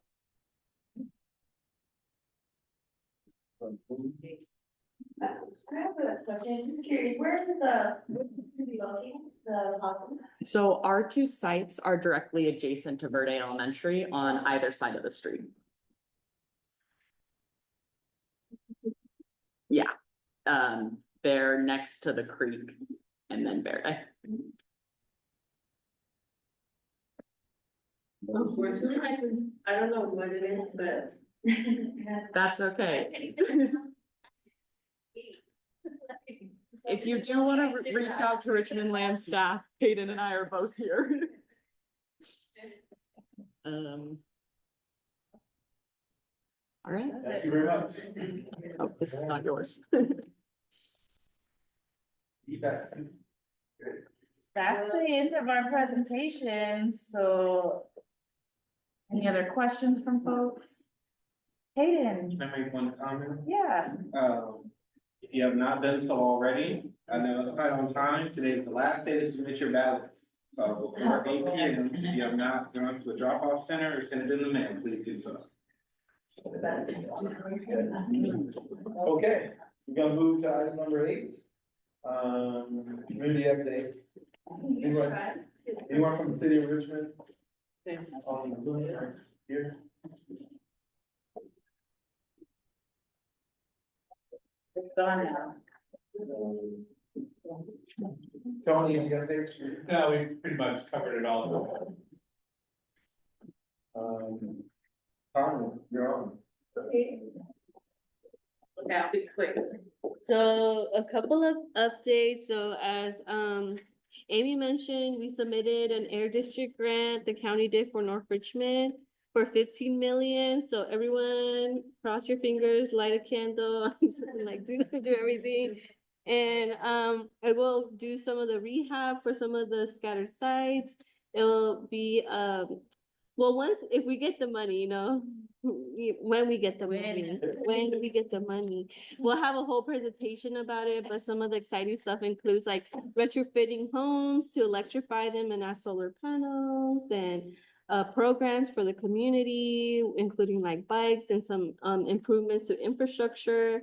So very exciting, you know, it was a lot of, and the North Richmond Resiliency Center, which will be at the farm. That's our kind of some of the big kind of projects embedded in that. And so more news soon. We should know by this year whether we got the funding or not. More news is the county did get the active transportation grant. They came, it feels like almost 2 years ago about Market. So basically, if you go to Market in Garamita, you see that there's been some improvements to the sidewalk there. So they basically got funding to do a longer stretch along Market. And so they'll be coming to do a presentation and break down all the details and everything. So that the county got an active transportation for that. And then they also received another grant for the railroad. So where you see the Market Railroad crossing, we'll also see improvements. So we'll see a lot of improvements along Market, and we'll have both Public Works Department come to do 2 presentations, one on the railroad improvements and one on the Market improvements. So that's exciting. news. And as I mentioned, we'll have a full North Richmond MAC at the next meeting. And I am gonna bring it up because we've been receiving calls. The Community Impact Fund from our office.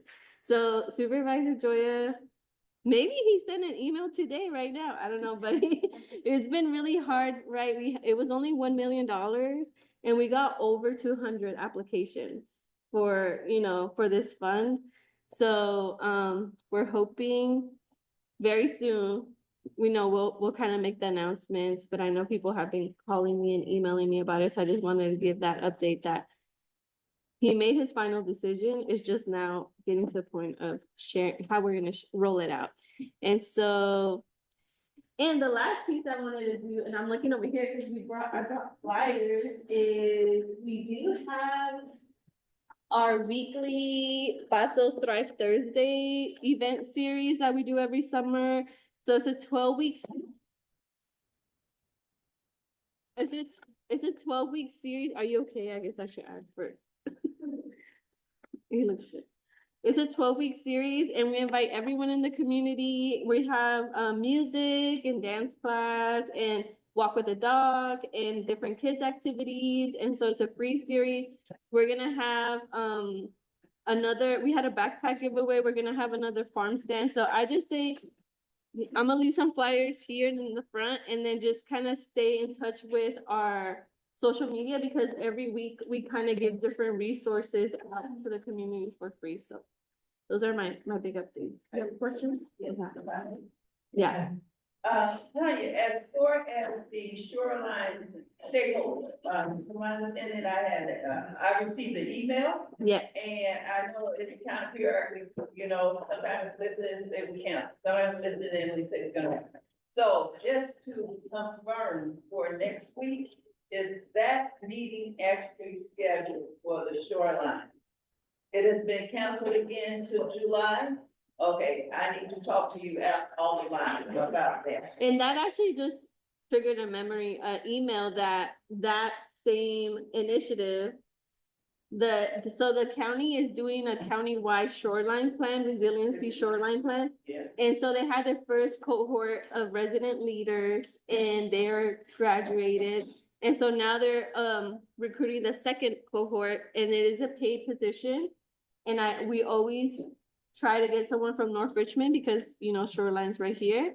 So if you are interested in learning about the shoreline, learning about sea level rise, learning about what the county's doing to address sea level rise, what are the innovative, North Richmond actually has the most innovative solution to sea level rise in the county with the living levee. So if you want to learn more about the living levee and all of that, like definitely join the cohort, and I'm happy to email that out. Maybe I'll send a separate North Richmond Mag newsletter just on that to make sure we get someone from North Richmond to represent in that cohort. And just one other thing, there's a distinction between the shoreline and the levee.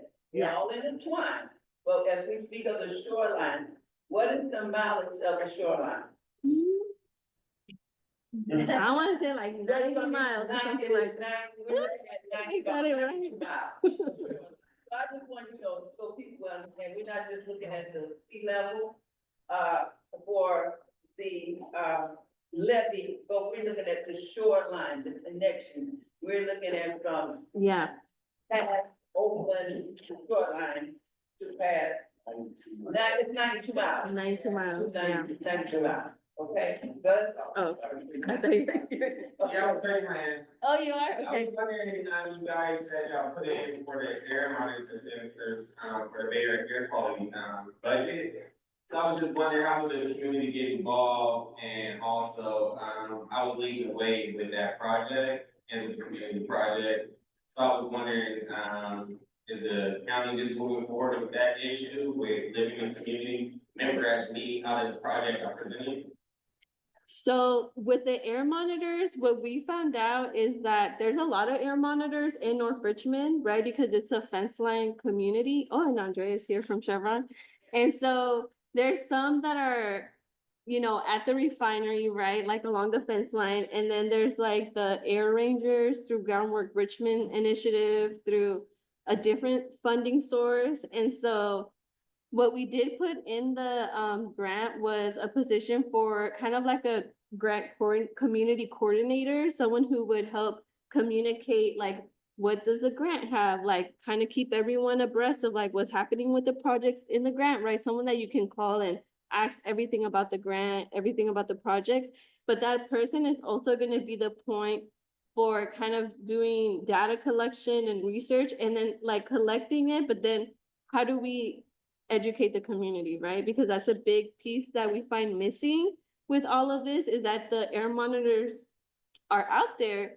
They're just, it's hard to read them, right? If you just go in the different websites, you're like, what am I reading? What does that mean? Like, you know, what should I be concerned about and stuff? So that person will be working with the air district and other partners to basically do kind of like a map of all the air monitors that exist in North Richmond, because from what we're being told, it's a good amount. And then teach the community how to decipher the information, how to read the information, where to find it. And so that's what we put funding for. I think in that process, right, if we find that there's gaps, I think that that's maybe what comes out of, you know, an outcome is like, where are the gaps, right?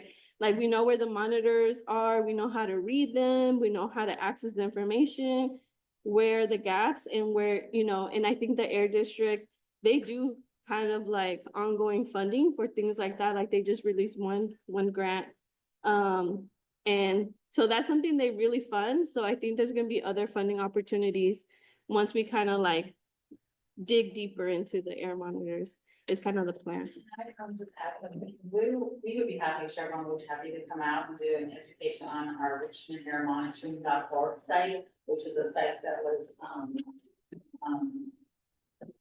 yes, the city of Richmond, it was a site that funded it and we put them out, but they are managed by some of the technologies.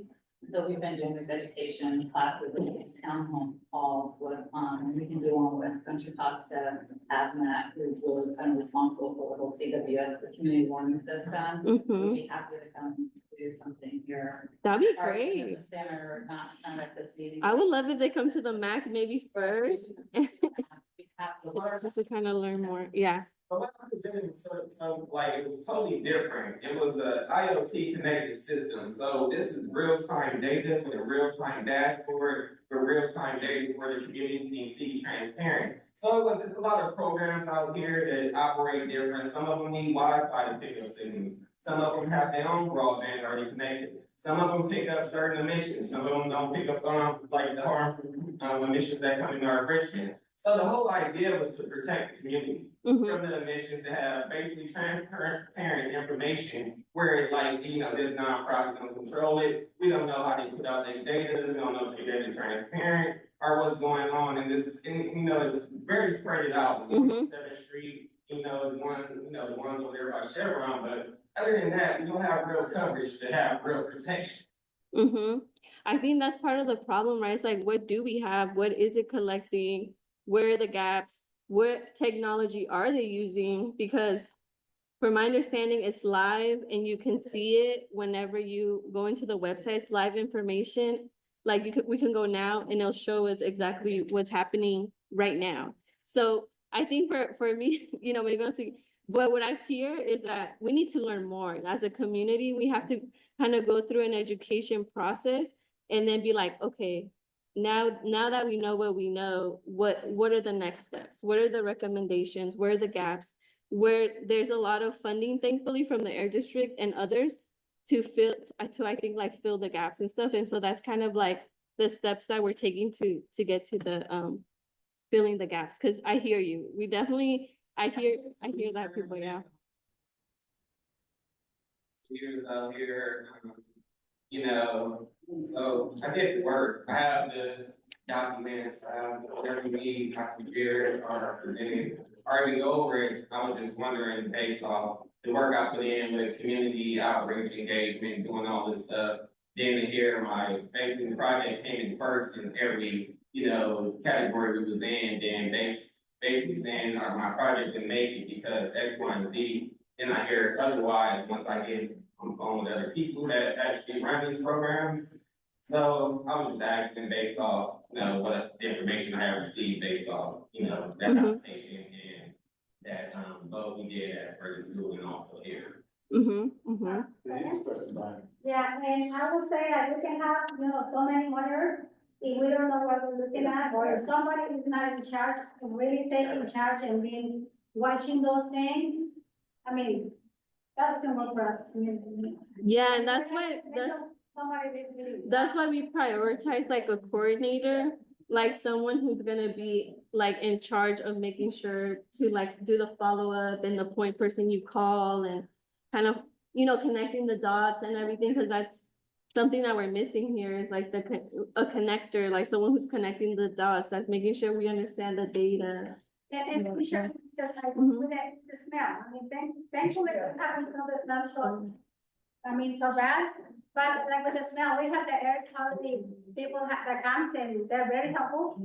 But sometimes, the smell is at certain hours, like at night, and when you get in touch with them, I mean, if they come, they smell, they don't know the smell. Yeah. So, I mean, there is something that it needs to be like very active, and when we notice something, I mean, everything goes in the air.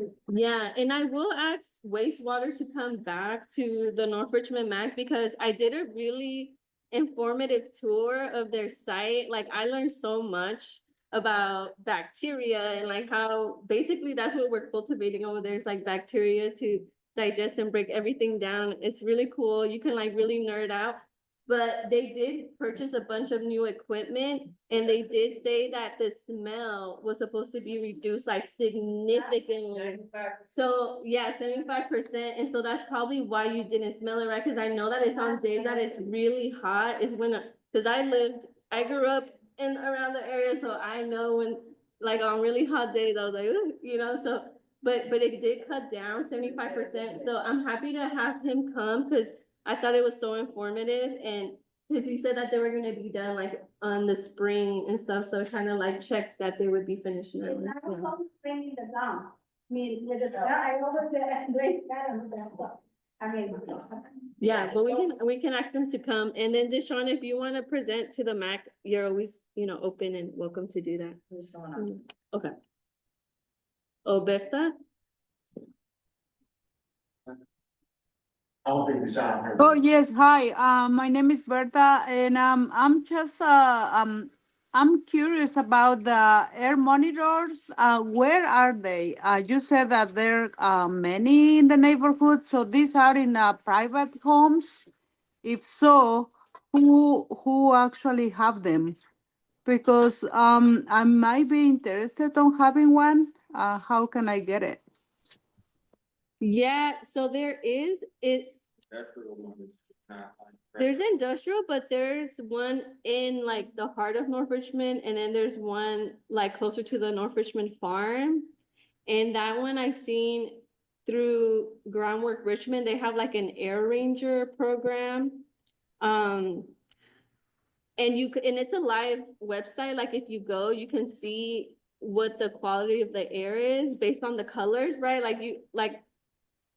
Yeah, based on the colors, but I'm happy to ask them to come. Maybe it could be like an air monitor MAC meeting where we have Chevron come and then the Air Rangers come and the Air District come and everyone who's doing anything air monitor related can come and break down the technology, the software, the information where you can find it, because I feel like that's kind of a missing link to all of this. Right. And from there we can kind of continue to move forward. But the coordinator their job will be to kind of be the point for all of that in North Richmond. Yeah. Okay. Okay, thank you. All right, we need extension of time, it looks like we're looking at discussion, so maybe another. Okay, Chair Gilmore, on behalf, we passed them a lot, we about that, and we have to extend our time. I'd like to make a motion to, extend the meeting for another 15 minutes. And Second? Second. All right, all in favor, vote by saying aye. Aye. Passes, so we'll move on to CHDC.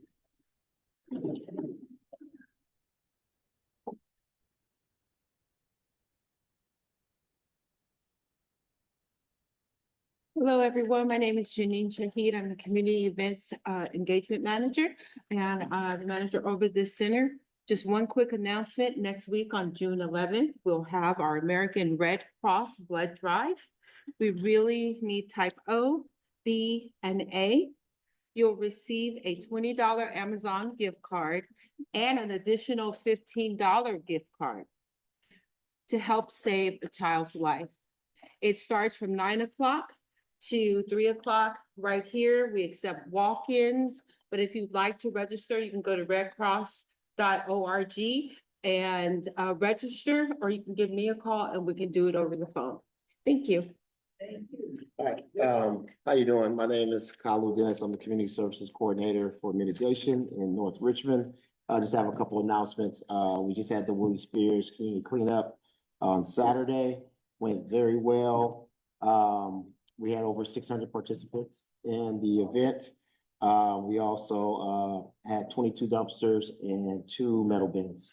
So I haven't got the numbers as far as tonnage of trash yet, but I'll get that from the city.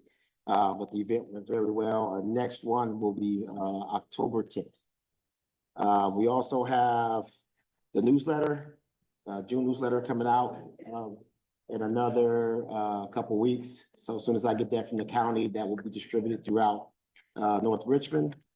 And lastly, I just want to talk about our Community Awareness Day that we do annually. Want to invite everybody to come out and enjoy the day with us.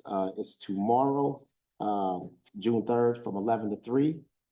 We will also be featuring our decap ride and drive event. So we'll have electric cars that will be here in this community in North Richmond, something that don't happen too often in this community. And you will be able to test drive electric vehicles. So that will be in a parking lot right down the street, about a block away. But we want to invite you to come out and celebrate with us. We'll have a lot of tabling out there, and hopefully some of you guys will be out there with us. I know Tanya will be out there with us. Come out and table, talk about your programs, and it'll be a fun day. All right? That's all I got. Okay, we're gonna move on to Richmond Land. Can I make one announcement? Yeah. Richmond Land? I think I'm back up for Okay. Richmond Land. Hey, I can give the update really quickly for our org. Is that fine with y'all? Yeah. Okay, so some quick updates for Richmond Land and our organization. The first one is we were able to save our first property with the permanent financing source on the south side. So we were able to preserve 3 BIPOC households. 3 units and 2 BIPOC households on the south side of Richmond by Eastern Hill. Our plan is to purchase the Eco Village by fall. We're also been in conversation with Katrina from CHDC to implement our CLT educational classes in their homebuyer program. We also are working on a workforce development program with Shock the World Foundation so that we can train and upskill folks in HVAC and plumbing so that when we are ready to develop that, we can hire people from our communities. And then we're also working on a film production about the projects, given the barriers and history of the projects from the people that used to live there with Dante Clark. And we're hoping, fingers crossed, to host another Buy Back the Jets community event coming at the end of the summer. So thanks, y'all. Urban Tip?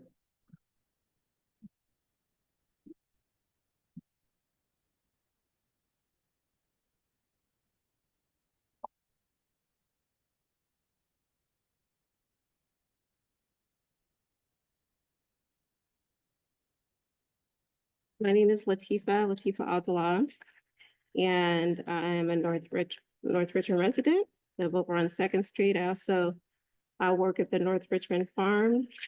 I wanted to shout out a couple things. So we had a visit from Tuskegee University recently, and then also PFBC, Praise Fellowship Bible Church, came and brought their Seed and Feed ministry. The space is open, for tours, volunteer day. We have every fourth Saturday, you're welcome to come and volunteer. But, you know, yeah, that's like a main volunteer day, but so we're at 323 Brookside Drive. We have 10 acres. We're operating on the 3 acres. Some opportunities for you to participate on the CSA Volunteer Pack Day. After school at the farm is pre-K through 5th grade every Wednesday this month from 3:30 to 5. And you can, our fourth Saturday is 10 a.m. to 1 p.m. And you can take a look at everything that we're doing at urbantilt.org //events. Let's see. Yeah, it's a nice green space to come and you can come and relax. You don't have to do anything. You can walk, tour, relax. Let's see, we're planning to be at the Community Awareness Day tomorrow. And also we'll be at the music festival in July. And let's see here. I think that's what I wanted to mention. And then also, I wanted to, there were several organizations that helped to coordinate the not for us, for us without us. So I think, we had opened that up for residents to submit projects. So I think if we can, and I think maybe there is a communication coming, I think there's a disconnect with the residents having submitted projects and then think, they should have the option to maybe to lead the project if they have that experience. So if there's something different, then I think we need to kind of communicate that. Yeah. Thank you. All right. Deshaun? Yes, I just wanted to announce the Shock the World Workforce Development Program that I'm having at 1540 CBH Community Resource Building.